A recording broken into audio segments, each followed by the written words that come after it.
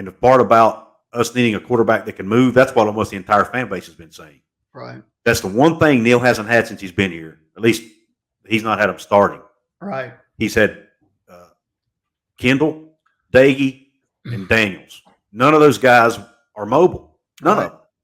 And our offenses have not been good. Well, here's the thing. When you can't get studs up front consistently, I mean, we got a few studs up there. We got a couple guys that are going to play on Sundays probably, but we don't have 5 guys that are going to play on Sundays, right? So, like you said, an average or just above average offensive line, you need a quarterback that can move. At least that's what folks like Paul and myself have been trying to say.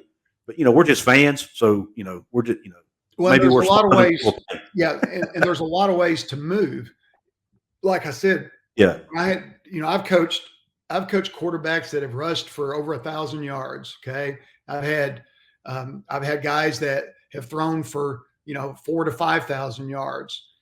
What you had, and I've had guys that could do both. That's when you're good. It's when you got it.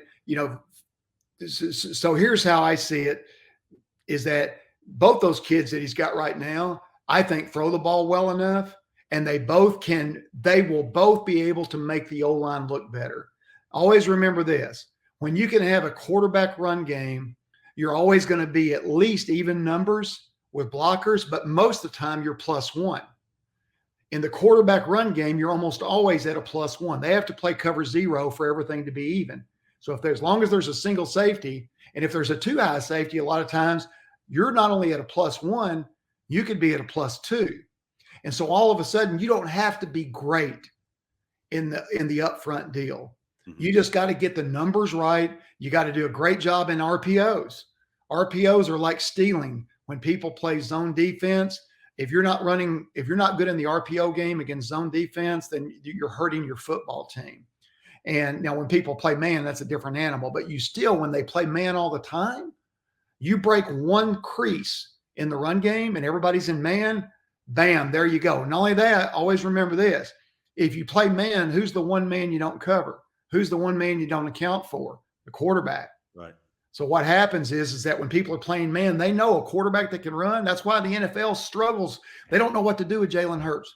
They got no idea, because he can throw it and he can run it. They play man, and it's all of a sudden he goes back and he goes, "Oh God, they're in man free. This is easy. I'm gonna go back and look at 2 guys. If they're not a kill shot, here I go, and I'm off to the races." So I think it'll make them better just from the beginning, knowing. And I read somewhere where Neil said that they weren't going to do the portal deal. That they're going to stick with these 2 guys, and I think that's a huge bonus going into the deal. Yeah, I agree.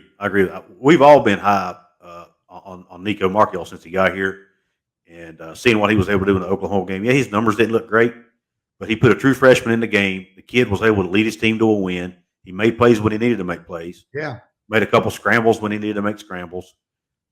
Threw a couple good balls. I mean, but he looked poised. He looked like the moment wasn't too big for him. And to me, with a freshman, you've already defeated your first opponent. Agreed. If you come out there and are poised, job number 1 already done. Now you just got to do the X's and O's part, right? Yeah. And I saw that game, and I agree with you. I went, okay, they got, they got 1, but I don't think they got 1. I think they got 2. Yeah. And I think that having 2, if you end up running 10, 15 times a game, which to me is nothing. I had quarterbacks run 25 times a game. Everybody always thinks that, well, if you got a running quarterback, they're going to get hurt more. Not true. Okay. Guys get hurt in the pocket when they can't move. I mean, they stand there like statues, they get hurt. Guys that are running the football, once they learn how to take care of their bodies, once they understand that, it doesn't matter if they're big or if they're small. They learn how to take care of their bodies. They'll be able to survive it, and they'll get hurt less.